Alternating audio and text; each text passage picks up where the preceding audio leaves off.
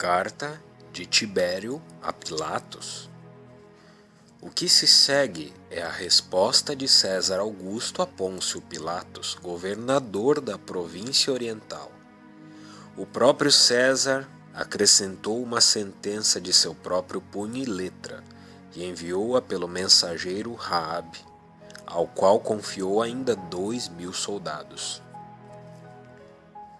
Uma vez que tiveste a ousadia de condenar Jesus Nazareno à morte, de uma maneira violenta e totalmente perversa, e antes mesmo de proclamar a sentença condenatória, puseste-o nas mãos dos insaciáveis e furiosos judeus, uma vez que além disso não tiveste compaixão deste justo, mas depois de ensanguentar o açoite, de submetê-la a uma horrível sentença e ao tormento da flagelação, entregaste-o, sem nenhuma culpa de sua parte, ao suplício da crucificação, não sem antes haver aceitado presentes pela sua morte, uma vez que enfim manifestaste compaixão com os lábios, mas o entregaste de coração a alguns judeus sem lei.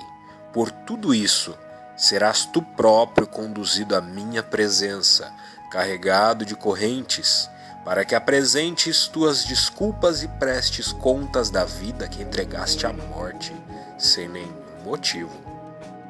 Mas, ai da tua dureza e da tua falta de vergonha!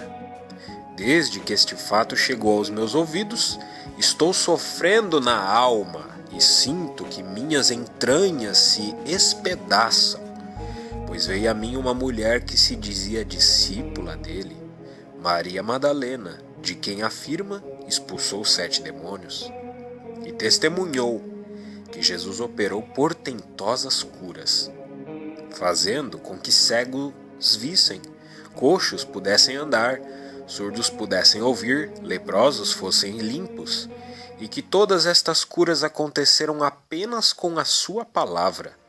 Como concordaste que fosse crucificado sem nenhum motivo? Porque se não querias aceitá-lo como Deus, deverias, pelo menos, ter-te compadecido dele, como médico que era. Até o próprio relatório que me chegou de tua parte está reclamando teu castigo, já que nele afirma que aquele era superior a todos os deuses venerados por nós.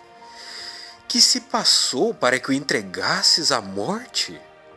Saibas, pois, que assim como tu condenaste injustamente e o mandaste matar, da mesma maneira eu, com todo direito, farei justiça contigo, e não somente contigo, mas também com todos os teus conselheiros e cúmplices, dos quais recebeste o suborno da morte.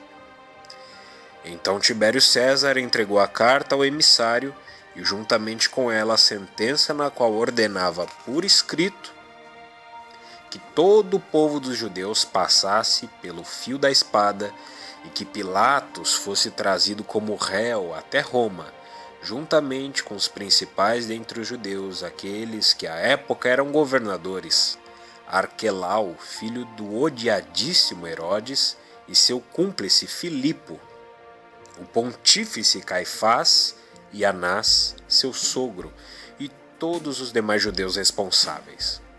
Assim, pois, Rachaabe marchou com o soldado e fez como lhe haviam ordenado, passando pela espada todos os varões dentre os judeus, enquanto que as suas impuras mulheres ficavam expostas à violação do pagão, o que fez brotar uma ralé abominável, como aliás fora engendrado por Satã.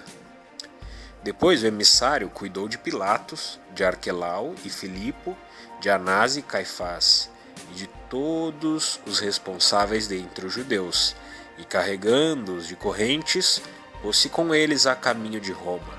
Aconteceu que, ao passar por certa ilha chamada Creta, Caifás perdeu a vida de uma maneira violenta e miserável. Então carregaram-no para sepultá-lo, mas nem sequer a terra dignou-se admiti-lo em seu seio, já que o arremessava para fora. Quando os que ali estavam presenciaram esse fato, apanharam pedras e arremessaram-nas sobre o cadáver, que foi desta forma enterrado. Os demais chegaram até Roma. Existia entre os reis da antiguidade o costume de livrar da condenação um réu de morte que contemplasse o rosto real. César, então, deu as ordens necessárias para não se deixar ver por Pilatos. Assim, pois, meteram-no numa caverna e ali o deixaram, conforme as ordens do imperador. Da mesma forma, ordenou que Anás fosse envolto numa pele de boi, de modo que, quando o couro secasse ao sol, ele fosse constringido e suas entranhas saíssem pela boca. Assim, violentamente perdeu ele sua miserável vida. Aos demais presos judeus executou-os, mandando passá-los pelo fio da espada. Mas a Arquelau, o filho do odiadíssimo Herodes, e a seu cúmplice Filipo, condenou-os ao suplício da empalação. Certo dia, o imperador saiu de casa para uma caçada e em perseguição a uma gazela, quando esta parou precisamente em frente à boca da caverna onde estava Pilatos. Já próximo da execução, Pilatos tentou fixar seus olhos em César, mas não conseguiu, porque a gazela postou-se na frente dele. César então disparou uma flecha, visando o animal, mas o projétil atravessou a entrada da caverna e matou Pilatos. Todos aqueles que creem ser Cristo, o verdadeiro Deus e nosso Salvador, glorificai-o e engrandecei-o, pois a ele pertencem a bem-aventurança, a honra e a adoração junto ao seu Pai no princípio e seu Espírito consubstancial, agora e sempre, e por todos os séculos dos séculos. Amém.